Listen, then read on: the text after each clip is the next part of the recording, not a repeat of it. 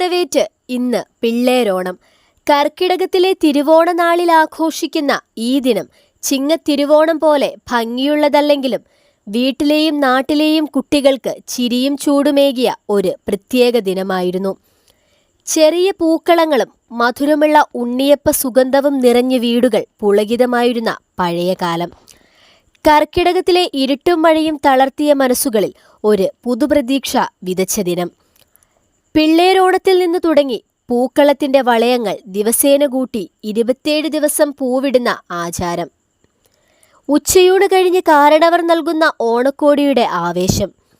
പഴയകാല തുന്നൽക്കാരന്റെ തിരക്കുകൾ മുതൽ ഇന്നത്തെ ഓണം സെയിൽ വരെ ഓർമ്മകൾ തലോടുന്ന ഒരു സ്മൃതി പ്രവാഹം.